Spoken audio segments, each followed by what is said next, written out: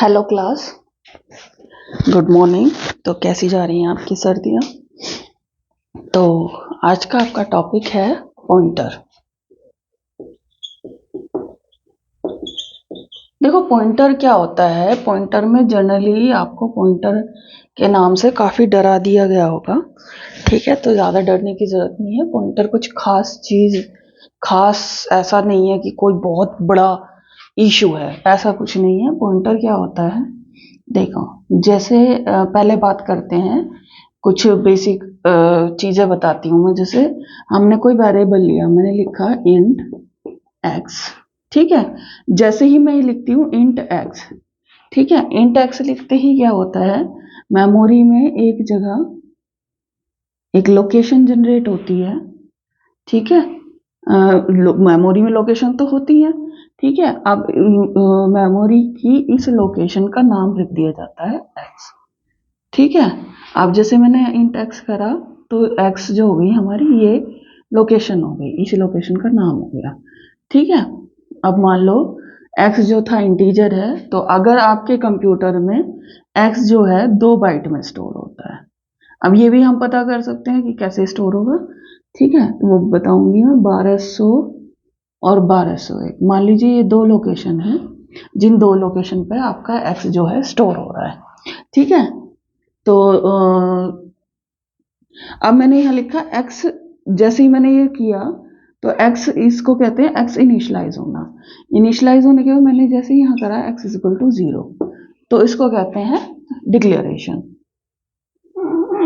Sorry, इसको कहते हैं डिक्लेरेशन और इसको कहते हैं इनिशलाइजेशन। उसकी वैल्यू इनिशलाइज कर दी, ठीक है। तो ऑटोमेटिकली यहाँ पर क्या है, 8 बिट बनी होंगी, ठीक है। 8 इसमें होंगी, 8 इसमें होंगी, 1 बाइट में 8 होती है ना। तो इस तरीके से ही मेमोरी डिवाइड होगी। इसमें सब जगह आपका क्या है, 0 0 0 0। आप ये कहोगे इतनी सारी 0 क्यों स्टोर हो रही है, क्योंकि 0 को आप बाइनरी कन्वर्ट करना होगा आपको। 0 का बाइनरी कन्वर्ट क्या होता है, 0 होता है। और यहाँ कितने हैं, 16 प्लेसेस। तो अगर 0 का 16 बाइनरी में कन्वर्ट करना हो तो सारी जगह 0 आएगा। तो इस तरीके से ही आपका स्टोर हो जाएगा। जैसे अगर 1 और 10 आप इसमें डालोगे तो 1 2 3 4 5, इधर से गिनते हैं तो 10 का होता है बाइनरी इक्विवेलेंट 1010, ठीक है। 1 2 3 4 5 6 7 9 10 11 12 13 14 15 16, कुछ इस तरीके से ही आपका नंबर स्टोर होगा। हर एक बिट में एक नंबर ही स्टोर होता है, ठीक है।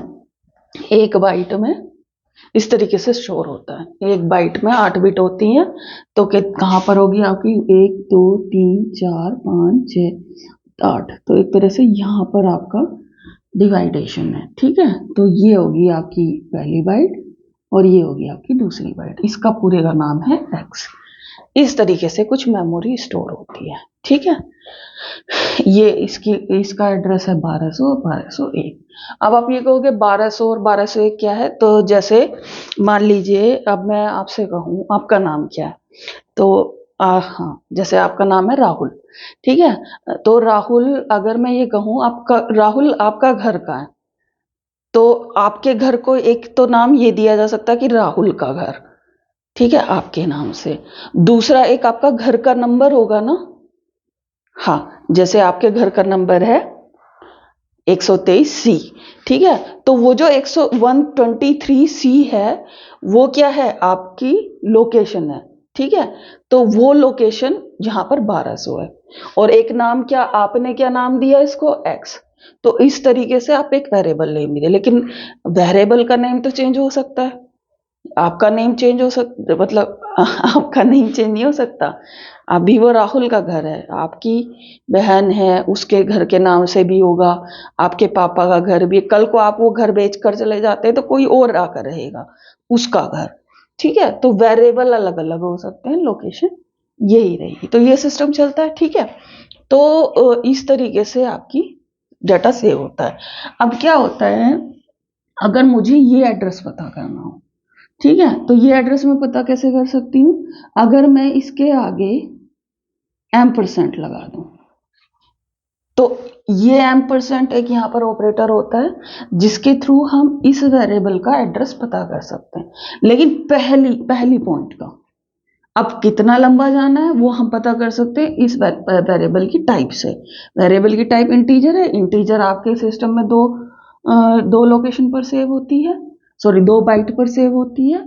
तो इसकी वैल्यू कितनी आएगी, इसको आप कैसे एक्सेस कर सकते हैं, 1200 और 1201 करके। ठीक है, तो यहाँ पर आएगा ये वाला एड्रेस केवल, तो इसमें चला जाएगा ये वाला एड्रेस। इसका मान लो मैंने यहाँ रख दिया नाम ए।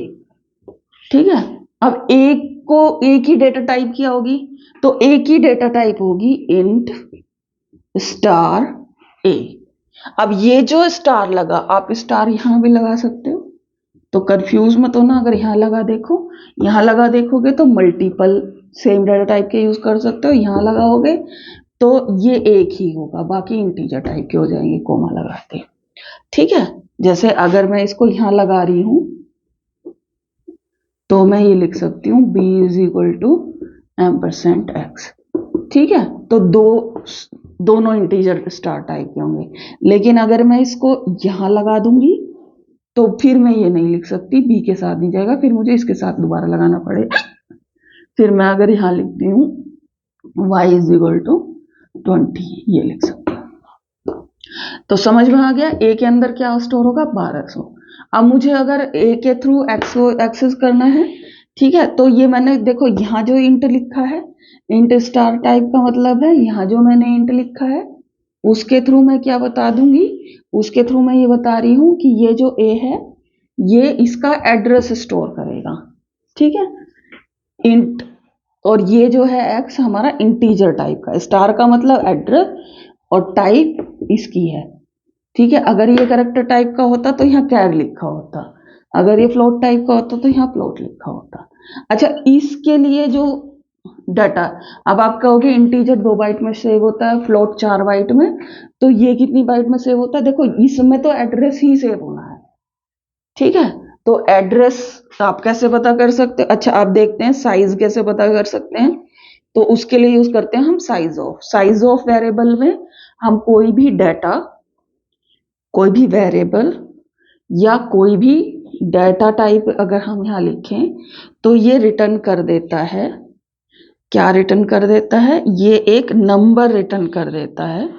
वो नंबर ये बता देता है, अगर मैं ये लिखूं कैर, तो ये रिटर्न कर देगा यहाँ पर y में कि ये कितने बाइट में स्टोर हो रहा है आपके कंप्यूटर में। तो यहाँ मैं कैर लिखूं, डाटा टाइप लिखूं या डाटा लिखूं, a लिखूं उसका भी बता देगा, या x लिखूं उसका भी बता देगा, %x लिखूं उसको भी बता देगा, या 10.5 लिखूं उसको भी बता देगा। ठीक है, तो सबका डाटा ये बता सकता है। तो ये आप यूज करके देख लेना, तो इससे आप पता कर सकते हो कि a आपके यहाँ पर कितने बाइट में स्टोर होता है, या x आपके कंप्यूटर में कितने इंटीजर जो है, कितने इंटीजर फ्लोट, सबका आप पता कर सकते हो कितनी बाइट में स्टोर होता है। ठीक है, तो ये 2-3। अच्छा, अब बात आती है एरे की, जो आपने एरे पढ़ा था उसमें मेमोरी एलोकेशन क्या होती है। देखो ये जो है एरे में भी कुछ ऐसे ही मेमोरी एलोकेशन होती है।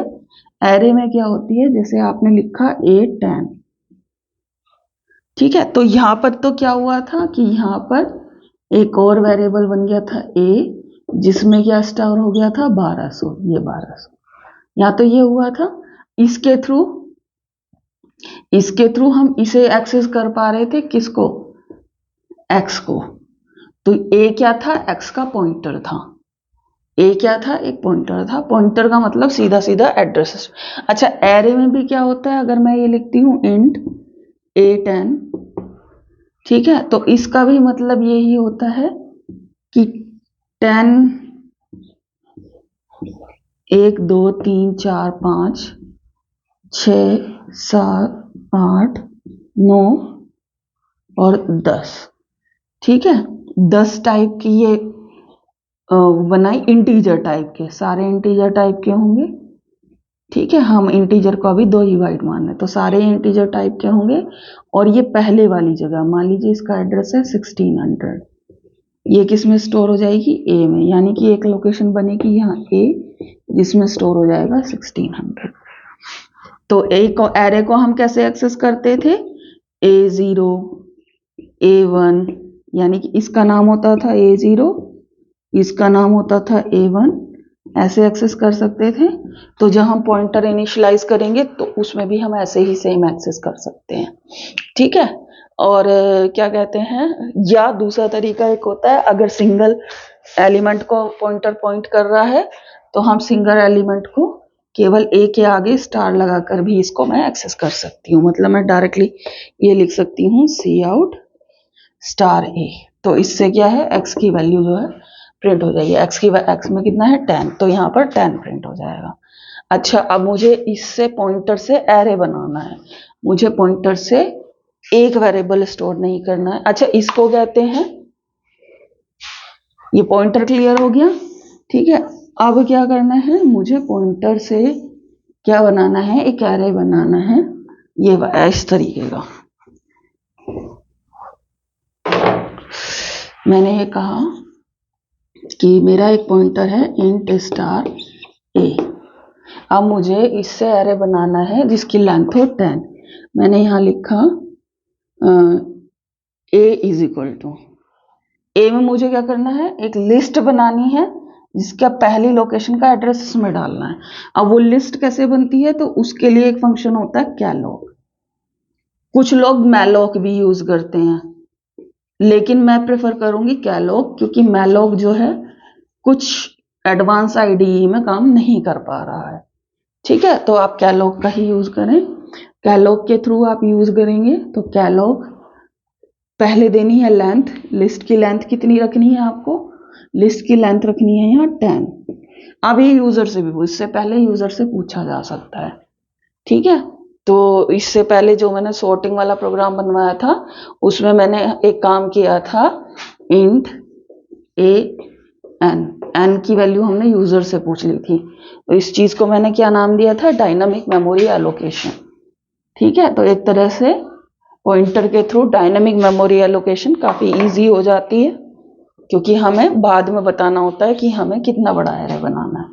तो पॉइंटर से एक तरह से हम यहाँ एरे ही बना रहे हैं, ठीक है। हमने लिखा 10, कोमा लगाया, उसके बाद हमें एक एलिमेंट कितना बड़ा होगा, लिस्ट तो बता दी कितनी लंबी होगी, फिर एक एलिमेंट कितना बड़ा होगा, यानी कि ये साइज, ये हमें बताना है। यहाँ ये कैसे निकाल सकते हैं, इसके लिए हमारे पास ऑपरेटर है साइज ऑफ। साइज ऑफ में हम क्या देंगे, किस टाइप का बनाना है हमें, यार इंटीजर टाइप, तो मैं लिख दूंगी इंट, ठीक है। ये बन गया हमारा एरे। अच्छा, अब ये जो बन के आया, अब इस ए को कैसे पता चले कि ये इंटीजर टाइप का है, तो उसके लिए मैं यहाँ पर ये जो रिटर्न करता है, ये केवल ये एड्रेस रिटर्न करता है, इसकी टाइप रिटर्न नहीं करता। इसको, इसमें क्या है, ये किस टाइप का है, इंटीजर स्टार एरे का। तो हम इसको क्या कर देंगे यहाँ पर टाइप कास्ट, इस चीज को कहते हैं टाइप कास्ट करना। अगर कोई फंक्शन कोई प्रॉपर वैल्यू रिटर्न नहीं कर रहा तो हम टाइप कास्ट कर सकते हैं। अगर मैं ये लिखूं फॉर एग्जाम्पल टाइप कास्ट को समझाने के लिए, अगर मैंने लिखा इंट एक्स, ठीक है, और दूसरी लाइन में मैं लिखूं एक्स इज इक्वल टू 10.5, तो ये क्या है, फ्लोट नंबर है, इसको मैं टाइप कास्ट कर सकती हूँ इंटीजर, ठीक है। तो ये टाइप कास्ट होकर केवल 10 इसमें स्टोर हो जाएगा, ये होती है टाइप कास्ट है, ठीक है। कुछ प्रोग्रामिंग लैंग्वेज खुद से टाइप कास्ट कर लेती है, C++ भी कर लेती है इंटीजर वाले केस में, ठीक है। तो नहीं करती तो आप कर सकते हैं, ठीक है। यहाँ पर टाइप कास्ट में एक फायदा हो जाता है, यहाँ आप इसको वॉइड भी लिख सकते हैं, बाद में टाइप कास्ट कर दो, ये भी काम कर सकते हैं, ठीक है।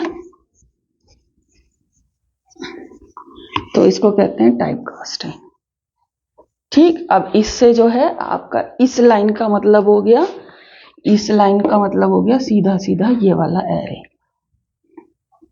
इस लाइन का मतलब हो गया एरे नहीं, इस लाइन का मतलब हो गया ये लाइन, ये लाइन, ये दोनों लाइन मिलकर ये इसमें का ये बन जाती है, ठीक है। अब इसको आप एरे की तरह same to Z, same to same array की तरह एक्सेस कर सकते हैं। ठीक है, तो ये होता है पॉइंटर, जिसको कहते हैं पॉइंटर। ठीक है, पॉइंटर में क्या स्टोर होता है, हमेशा याद रखना, पॉइंटर में स्टोर होता है एड्रेस। किसी भी टाइप का पॉइंटर हो, सब में एड्रेस ही स्टोर होगा। ठीक है, आप एक्सेस कैसे करोगे, एज अ एरे ही आप इसको एक्सेस कर सकते हो।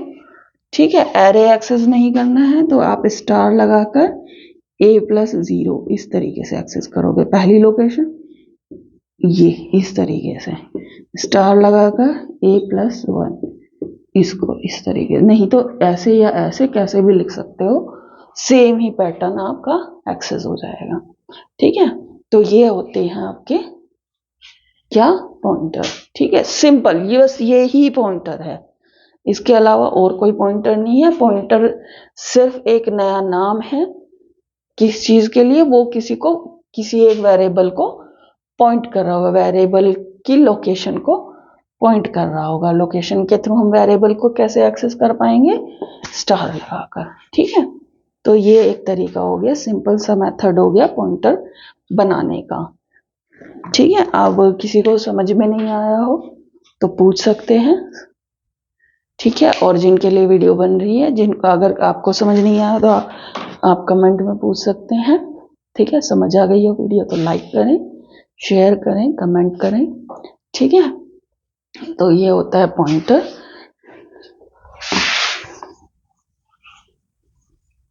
बहुत सिंपल सा टॉपिक है, ज्यादा डिफिकल्ट टॉपिक नहीं है।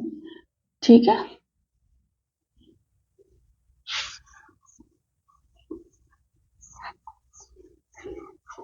और आप सभी को गणतंत्र दिवस की हार्दिक शुभकामनाएं।